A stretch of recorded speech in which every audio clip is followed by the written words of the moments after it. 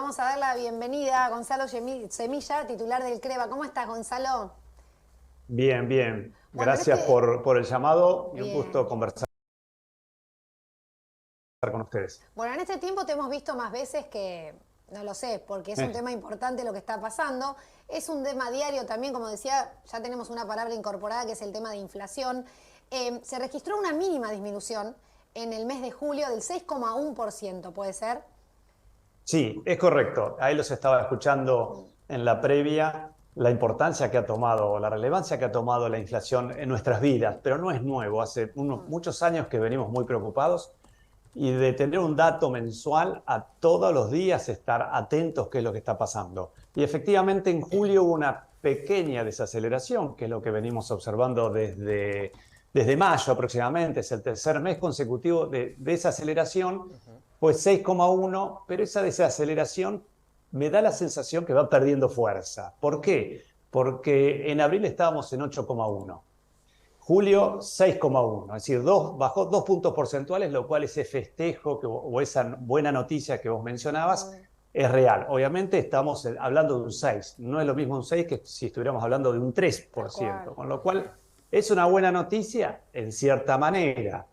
¿Por qué en cierta manera? Porque bajó 2 puntos porcentuales, pero estamos en un nivel altísimo. Y la otra cuestión, va perdiendo fuerza porque de 8,1, que fue, como les decía, en abril, bajó o se desaceleró a 6,8, 6,2, 6,1. Va perdiendo fuerza y pareciera que agosto, lamentablemente, va a rebotar o vamos a tener un efecto rebote y vamos a ver un número más alto que el mes pasado. Bien, el mayor incremento se dio en bienes y servicios. Sí, bienes y servicios es el 12%.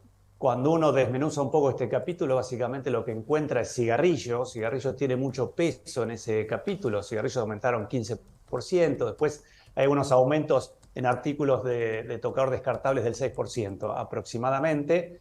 Pero ese, digamos, no tracciona mucho el capítulo bienes y servicios en el índice general.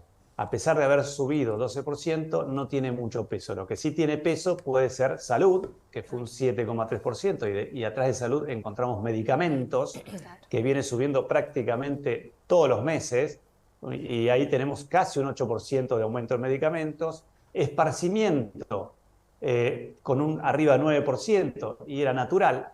Si nosotros hablábamos a principio de julio y me preguntaban cómo venía julio, yo le iba a decir, bueno, guarda, esparcimiento hay que tener atención, básicamente porque es un mes estacional, porque hay un receso invernal, hay vacaciones, hay aguinaldo, entonces todo lo que es gastronomía, hotelería, eventos recreativos, íbamos a tener un aumento. Y yendo un poquito más hacia atrás, por debajo del índice del 6,1 encontramos alimentos y bebidas, que es donde siempre nos detenemos, porque es el que más nos impacta y de manera directa en nuestros bolsillos. Y tenemos un pequeño aumento, porque en junio había sido 4,4% de aumento en ese capítulo, era del 6. Comenzó a acelerarse. Y detrás hay algunos movimientos que están también empezándose a ver en este mes que tiene que ver con la carne. La carne pesa Sí. mucho, es muy importante en este capítulo. La carne venía con un precio estacionado, sin variaciones, y ahora está comenzando a moverse. Por eso se dice que, entre otros aumentos, agosto va a ser un poquito más recalentado. Bueno, vos hace un ratito mencionabas, Marian, el tema de los aumentos que tenemos y encima te dicen y todavía estamos atrasados, Claro, ¿no? es como que Sí. están buscando poder actualizarse, pero siempre Nunca vienen llegan. corriendo atrás. Claro. Entonces vos hablás en una charla coloquial con el carnicero y decís, ¿cuánto subió? Subió tanto. Y dice, igual está atrasado todavía. ¿En serio? ¿Viste? Uno dice, encima que hay un aumento que no es por cuestionarlo, pero Claro. porque uno no se mete, es imposible que uno sepa cómo está la cadena de suministro en los alimentos, en los combustibles, en el esparcimiento. Pero cuando uno encuentra los operadores que te van diciendo que todavía vienen retrasados, es como que todavía este proceso estamos todavía lejos de terminarlo, buscando Sí, esa actualización. sí. Es así, digamos.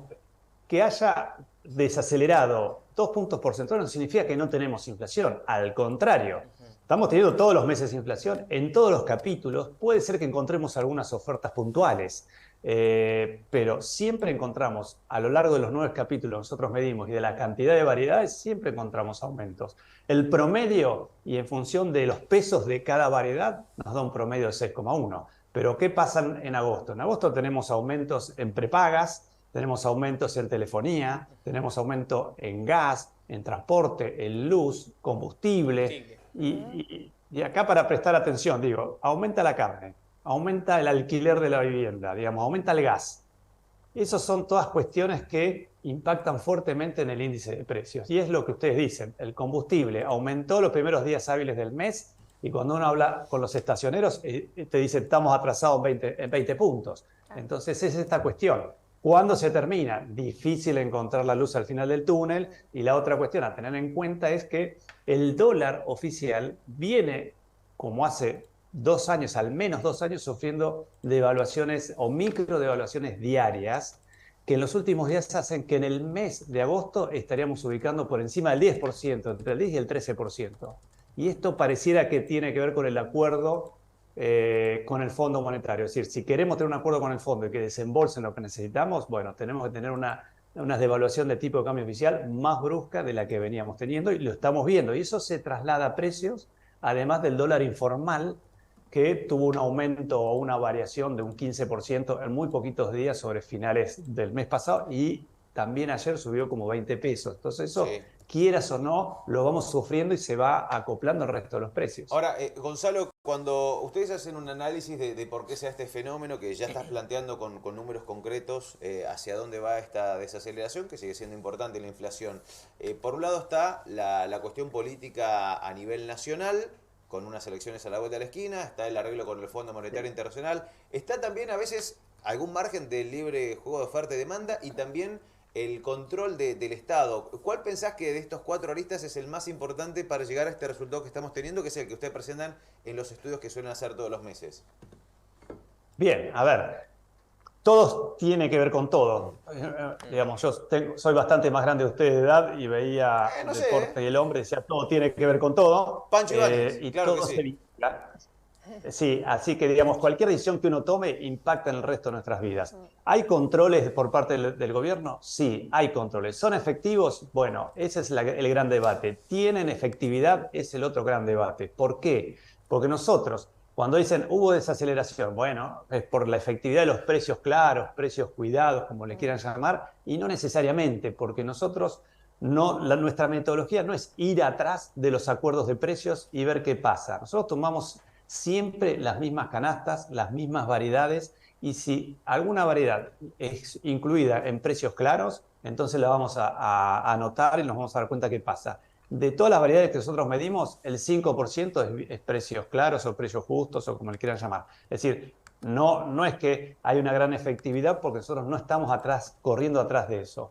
Después, es verdad, cuando el gobierno necesita afrontar los vencimientos con el fondo, que no son menores, y no tenemos las reservas porque las reservas netas están en negativas, lamentablemente. Bueno, la buena noticia es que el ministro de Economía salió y pudo obtener financiamiento, incluso más barato que el fondo, en el mundo, por decirlo de una manera, la CAF o Banco Mundial o el BID o Qatar o algún país extranjero, o China, etcétera, yuanes. Es decir, están viendo un montón de alternativas de financiamiento que no impacten de lleno en las reservas que prácticamente no tenemos, y eso es un buen logro, pero bueno, pagamos, cumplimos digamos, con mucho sacrificio, pero nos Gonzalo, seguimos endeudando. Sí, eso te iba a escucho. decir. Entiendo que se saca un crédito para pagar una deuda, pero tenemos otra deuda. ¿Cómo se sale de esto? Porque es una rueda que no para de girar. Bueno, es eso, no para de girar. Digamos, el eje central acá es cumplir con el fondo. El fondo es el que nos regula, en definitiva, la economía, el que dice lo que tenemos que hacer, no solo a nosotros. Cualquier país del mundo que se endeuda con el fondo, pide un crédito en el fondo, te dice qué es lo que hay que hacer. Y en general las recetas son las mismas, porque el fondo, como principal, digamos, accionista de tu país, es, bueno, hacé lo que tenés que hacer para pagarme a mí. Después fíjate cómo resolvés el resto de tu economía. Entonces ahí están las discusiones. El tema es que absorbimos una deuda muy grande en muy poco tiempo y con vencimientos muy próximos. No existe ni en el balance del Fondo Monetario esta situación. Y nosotros no somos un país que generemos recursos o moneda extranjera o reservas genuinamente de un día para el otro. Nos cuesta muchísimo. Tenemos un entramado comercial complejo, dependiente de la importación de muchos productos de capital o de bienes intermedios para poder producir. Es decir, tuvimos una sequía, es decir, encima no nos acompañó el contexto internacional. Además de eso, también no somos muy buenos en algunas decisiones a nivel público y a nivel empresarial. Bueno, entiendo y es lógico que un empresario invierte para generar ganancia. No hay otra manera, si no, no lo haría. Pero también hay cierta especulación y cuando no hay reglas claras, uno trata de anticiparse y es, bueno, si hay una variación del tipo de cambio informal del 20-25%, yo ajusto mis precios no por ese 25, sino por un 50 o un 70, porque creo que en poco tiempo va a volver a aumentar, sobre todo tan cercano, como ustedes lo decían, a las PASO. Estamos a días y el gran problema que tenemos es cómo controlamos el tipo de cambio informal, que al gobierno lo desestima, pero en definitiva los precios de la economía están orientados a ese tipo de cambio. La última de mi parte, y tiene que ver con esto, te voy a llevar un terreno que debe ser el que más les gusta a los economistas, que es que le pregunten por futurología, ¿no? Y que queden escrachados si hacen un diagnóstico erróneo. Pensando que es un día clave lo que va a ser el próximo domingo, ¿hay posibilidad que pueda en los mercados o en general la economía entender que hay un mensaje para quitar las aguas, o pase lo que pase, se van a ver alterados y vamos a tener un lunes movido o una semana movida la que viene en ese sentido? Bueno, yo te puedo decir que todo puede pasar en este país, en este mundo, y todas las reacciones son posibles. Pero ¿cuál es el tema? Cuando uno mira cuál es la participación, o cuáles son las encuestas, todas las encuestas que están circulando, que si bien hay bastante descreimiento sobre las mismas, es un indicador. ¿Y qué mencionan? Que Juntos por el Cambio está en un 37%, digamos, el oficialismo en un 32%, Milei en un 20% aproximadamente. Bueno, si eso se mantiene, el mercado podría festejar, porque está indicando que hay un liderazgo, digamos, de Juntos por el Cambio, básicamente Bullrich. Eso, digamos, porque también el mercado, cuando reacciona en contra del gobierno, en este caso el gobierno turno, es porque está esperando un cambio, es porque incluso las expectativas de evaluación en el mediano plazo son muy altas. ¿Y eso por qué son muy altas? Porque se supone que si gana Juntos por el Cambio, y en función de todas las cuestiones que menciona en su plan económico, etcétera, es vamos a sacar el cepo. Y sacar el cepo es unificación de todos los tipos de cambio, va a haber uno solo y con un salto en el valor del dólar muy grande. El tema es cuán grande va a ser, si del 100%, del 80%, del 90%, y en qué momento va a ocurrir. Y el mercado es como que está esperando que ocurra estas cuestiones. Ahora, si fuera al revés, si Unión por la Patria es quien tiene 37, bueno, ¿qué pasa? ¿El mercado festeja o no festeja? ¿Qué pasa con las acciones? ¿Qué pasa con las tomas de ganancia? Bueno, eso es todo una incertidumbre enorme que arrastra al resto de la economía, desde a nivel comercial internacional, incluso cómo nos miran desde afuera y qué hacemos nosotros en la vida diaria. Bien. Excelente. Bueno, Gonzalo, agradecerte por este ratito en el primero de la mañana. Seguramente te llamemos en más de una oportunidad. A disposición. Gracias. A disposición. Que tengas buen día. Adiós. Bueno, Gonzalo Semilla, titular del CREVA, justamente conversando sobre la inflación. La inflación, precios, Diaria, aumentos, semanal, y mensual, demás. anual, No, me interanual. gustó en Argentina puede pasar cualquier cosa, Sí, y es verdad, pero es lo que pensamos todos. Un gran acierto. Y en Sí. todo sentido. Y hay otra lectura.